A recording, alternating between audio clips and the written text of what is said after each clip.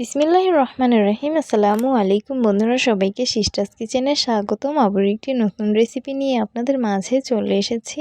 আজকে আপনাদের রান্না করে দেখাবো গরুর ফ্যাপসা কলিজা তিল্লি। তো দেখতে থাকুন। প্রথমেই চুলায় একটি পাত্র বসিয়ে দিয়েছি, রেগুলার রান্নার তেল দিয়ে দিলাম, কুচি করে রাখা পেঁয়াজগুলো দিয়ে সুন্দরভাবে নেড়ে নিচ্ছি। পেঁয়াজগুলো হালকা পরিমাণ ভেজে নিয়েছি। আস্ত কিছু রসুন দিয়ে দিচ্ছি, পরিমাণ মতন মরিচের গুঁড়ো দিয়ে দিলাম, পরিমাণ মতন হলুদের গুঁড়ো দিয়ে দিচ্ছি, স্বাদ মতো লবণ দিয়ে দিলাম। সামান্য পরিমাণ পানি দিয়ে মশলাগুলো খুব ভালোভাবে কষিয়ে নিতে হবে। পরিমাণ মতন আদার গুঁড়ো দিয়ে দিব, পরিমাণ মতন রসুন বাটা দিয়ে দিব, গরম মশলা তেজপাতা দিয়ে দিব। তারপর মশলাগুলো খুব ভালোভাবে কষিয়ে নিতে হবে। এই তো মশলাগুলো খুব ভালোভাবে কষিয়ে নিয়েছি। ধুয়ে রাখা কলিজা ফ্যাপসা তিলগুলো দিয়ে দিব, তারপর সুন্দরভাবে কষিয়ে নিতে হবে।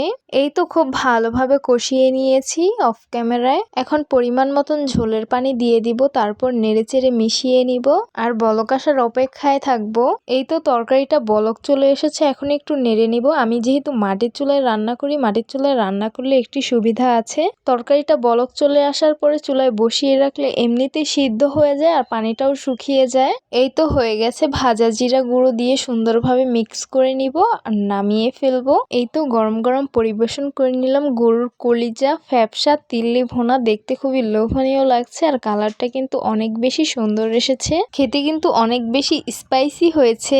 তো কারা কারা এটা খেতে অনেক বেশি পছন্দ করো তারা অবশ্যই কমেন্ট করে জানাবে। তো আশা করছি আমার আজকের রেসিপি আপনাদের কাছে অনেক অনেক বেশি ভালো লাগবে। ভালো লেগে থাকলে আমার ইউটিউব চ্যানেলটি সাবস্ক্রাইব করবেন আর যারা আমার ফেসবুক পেজ থেকে দেখছেন পেজটিকে ফলো করবেন। সবাই অনেক বেশি ভালো থাকবেন, সুস্থ থাকবেন আর সিস্টার্স কিচেনের সাথেই থাকবেন। আবারও কথা হবে কোনো নতুন ভিডিওতে। তাহলে আজকে এই পর্যন্তই। আল্লাহ হাফেজ।